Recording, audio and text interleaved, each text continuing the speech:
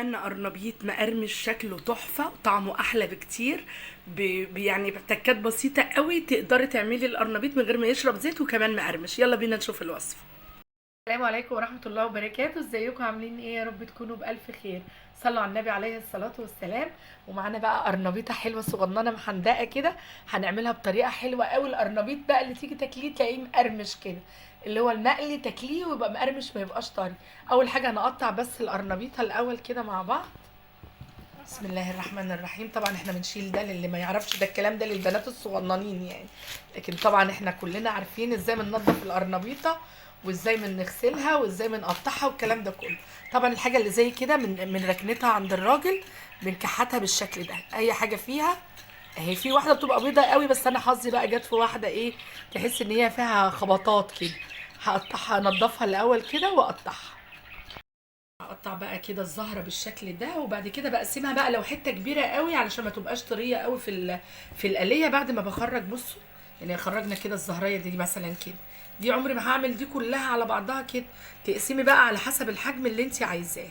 شوفي الحته اللي انت عايزاها، وانت عشان وانت بتقلي القرنبيط ما تبقاش كبيره معاكي، يعني الحجم ده مش شايفاه حلو قوي. هقطعها كلها وارجع له بقى. القرنبيط بتاعنا بالشكل ده. عندنا حلة مية على النار، هحط فيها ايه بقى؟ هحط فيها ملح. لازم الملح عشان يظبط الحدق بتاع القرنبيط، ما يبقاش دلع من جوه لما نحطه في الخلطة بتاعتنا. وطبعا قرنبيط يعني شوية كمون على المية، لان انتوا عشان عارفين بقى الانتفاخات والغازات والكلام ده. خلاص، هنحط بقى ده ونروح نازلين بالقرنبيط بتاعنا على طول في المية وهي بتغلي كده. هسلقه كويس قوي، وبعد كده نرجع نشوف بقى الخلطة الحلوة بتاعتنا اللي هنعمله فيها. القرنبيط بقى ما يستوي معانا، حاطه دلوقتي في البوله. هم شويه صغيرين لان اصلا دي نص قرنبيطه صغيره. خلاص، حاطه عليها ايه بقى؟ شويه من الكزبره والبقدونس والشبت، مقطعاهم فرماهم صغير قوي بالسكينه، يعني حاجات صغيره قوي كده. خلاص، هحط عليهم دلوقتي تقريبا 6 فصوص من الثوم. خلاص، حطيت التوم. انا متعمده ان انا احطه، مش حاجه عشوائيه يعني، مش التوم على الكزبره كده وخلاص، لا انا عايزه التوم على اللهم صل على النبي، التوم على الخضره. عشان اقول لكم دلوقتي عشان يطلع الروايح الحلوه بتاعته هنعمل ايه. هحط شويه من الملح الاول اهو، يعني الملح احنا كده كده هنظبط الملح بتاعنا. وبعد ما حطينا التوم على الكزبره بظهر الشوكه، وهعملهم كده مع بعض مع الملح مع الكمون، مع قصدي الملح مع الثوم والكزبره والخضره بتاعتي الحلوه دي، علشان يخرج ميه الكزبره وطعم الثوم في بعضه، يقوم ريحتهم تتفاعل مع بعض. خلاص، هندعكها كويس قوي كده بظهر الشوكه. بصوا، حاسه يعني مجرد بس ما حطيت الملح وقلبت تحسي ان هما اتبلوا في بعض كده، زي ما يكونوا اتعجنوا في بعض كده. خلاص، هنبتدي بقى نحط بقيه المكونات بتاعتنا. عندي زي ما قلت لكم هي قرنبيطه صغيره مش كبيره، نص قرنبيطه. هنزل على التوم. ريحه التوم مع الكزبره ظهرت تماما لما دعكناها كده شويه بالملح بتاعها، الريحه بانت خالص. هنحط بقى نص معلقه من البابريكا، مش مجرد لون على فكره، بيدي طعم حلو قوي. ونص معلقه من الكركم. وهحط شويه من الكزبره، يعني شويه كزبره يجي ربع معلقه صغيره كده كزبره. وشويه كمون، نص معلقه كمون. الكمون اوعوا تنسوه، الكمون بالذات مع القرنبيط. ورشه من الفلفل الاسود. بعد ما خلصنا كل الحاجه دي، طبعا احنا حاطين شويه ملح، هنعوز شويه ملح كمان صغيرين عشان احنا هنظبط الملح بتاعنا. هحط عليهم ايه؟ هي بيضه واحده بس، مش مستاهله، احنا مش بنعمل عجه. هي بيضه واحده هتغنيني عن البيض الكتير قوي. مش ده اللي بيخليه مقرمش، البيض مش هو اللي بيخليه مقرمش على فكره. هقول لكم دلوقتي ايه اللي بيخليه مقرمش. خلاص، هنقلب بقى كل الخليط ده الاول كده اهو.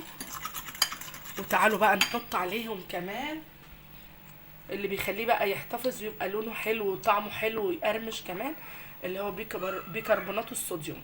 يعني مش نص معلقه، اقل من نص شويه. خلاص اهو، شويه كده وعلى طرف المعلقه الصغيره، ما نكترش، مش عايزين كتير قوي، يعني اقل من النص شويه صغيره. مش هحط كربوناتو، انا مش عايزاه يقلب معايا عجه، يعني مش عايزاه ينفش قوي. وكمان الكربوناتو بيخليه، البيكنج باودر بيخليه ينفش قوي وغير ينفش قوي. بيخليه كمان يشرب زيت. فانا عشان اتفادى حته انه يشرب زيت هنحط اللي هو الكربوناتو بدل البيكنج باودر. خلاص كده شويه اهو على البيض. هنزل بايه بقى؟ هنزل بتقريبا معلقه كبيره من النشا اهو. خلاص معلقه كبيره من النشا. طيب هنحط قد ايه؟ القرنبيطه صغيره زي ما انا قلت لكم، او نص قرنبيطه زي ما انا بقول. هحط تقريبا نص كوبايه من الدقيق، يعني معلقتين 3 نشا وتقريبا نص كوبايه دقيق. خلاص كفايه قوي كده، انا مش عايزه الخلطه تفيد معايا، حرام يعني، ونهدر المقادير ونرميها والكلام ده. هروح بقى اجيب ميه واقول لكم هنقلبها لحد ما يبقى سمكها عامل ازاي. هنزل بقى بشويه ميه صغيرين كده، يعني تقريبا على نص كوبايه دقيق، يعني هننزل تقريبا بنص كوبايه ميه ونقلب. احنا عايزين السمك بتاعه اخف من عجينه الكريب بحاجه بسيطه، او زي عجينه الكريب كده. هوريكم دلوقتي سمكها بيبقى عامل ازاي. طبعا انتوا شايفين اللون عامل ازاي ما شاء الله. الكركم والكاري مخلي اللون جميل، يعني من غير ما الكركم والبابريكا، اسفه ما حطيتش كاري، كركم والبابريكا. بصوا بقى نقلب بقى الخليط بتاعنا، نزود شويه ميه شويه بشويه، بلاش نحط ميه كتير علشان زي ما اتفقنا ما تبقاش سايله معانا قوي. بصوا بقى السمك بتاعه اهو بالمنظر ده. طبعا شايفين الخضره اكني يعني فرمها في الكبه، مقطعاها رفيع جدا جدا. وكمان لما حطيت عليها الملح هي والثوم زي ما تكون دبلت كده شويه. بصوا اهي، لا خفيفه قوي ولا تقيله قوي، السمك بتاعها مظبوط كده 100%. خلاص كده. عندي دلوقتي طبق فيه دقيق، في الطبق اللي فيه دقيق حط عليه كل البهارات اللي حطيتها، يعني ابهر الدقيق بتاعي. كل البهارات اللي حطيتها اللهم صل على النبي في الخلطه حطيت شويه دقيق وعليهم معلقتين كبار من النشا هو اللي بيديله القرمشه الحلوه. خلاص هنقلب بس الدقيق بتاعنا كويس قوي كده، يعني عايزه كريسبي كده، عايزه تاكلي قرنبيط يبقى مقرمش وحلو كده ومقرمش وكريسبي قوي، يبقى لازم تحطي له النشا. هو ده اللي بيدي القرمشه مش البيض، لان في ناس فاكره ان كتر البيض هو اللي بيخلي القرنبيط يطلع حلو. خلاص هنروح نجيب بقى القرنبيط بتاعنا اللي سلقنا بقى القرنبيط. بصوا تحطي كده الشوكه في الحته اللي هي دي كده تخرج معاكي بسهوله، تعرفي ان القرنبيط بتاعك استوى كويس. هناخد بقى القرنبيطه بتاعتنا كده، هننزل فيها في الخليط بتاعنا الحلو ده الاول كده اهو. خلاص وهنصفي منها شويه كده. بصوا الخليط منزلش، لو الخليط خفيف كان نزل كله من على القرنبيط. وهنروح نازلين بيها في الدقيق. خلاص نعفرها كده بالدقيق، مش هننزل على طول باللي هو اللي هو مكان الخليط اللي هو الطري ده وخلاص كده، لا، الخليط ده دقيق ونشا هو اللي بيخليها يقرمش. خلاص هنشيل بقى القرنبيط بتاعنا الحلو ده كده، نحطه في طبق جنبنا هنا. خلاص هنحطه بقى بالمنظر ده. هنعمل كل القرنبيط بتاعنا وبعدين نبتدي نقلي. اهم حاجه برضو عشان القرنبيط ما يشربش زيت، لازم الزيت يسخن قوي. لو حطيتوا القرنبيط بتاعكم قبل الزيت ما يسخن قوي، اعرف ان القرنبيط بتاعك هيشرب زيت. خلاص هنسمي الله بقى كده وننزل كده القرنبيطه. بسم الله الرحمن الرحيم. الزيت سخن قوي قوي يعني. بسم الله الرحمن الرحيم. طبعا انا ما بحطش برضو كميه كتيره وانا بقلي. بصوا عايزه اوريكم ان الكميه كتير، يعني مش بحط حاجات كتيره كده يعني. لو حطينا برضو كتير يطري. تعالوا بقى انا عايزاكم بس تيجي تسمعوا صوت القرمشه كده. بصوا مقرمش قوي قوي.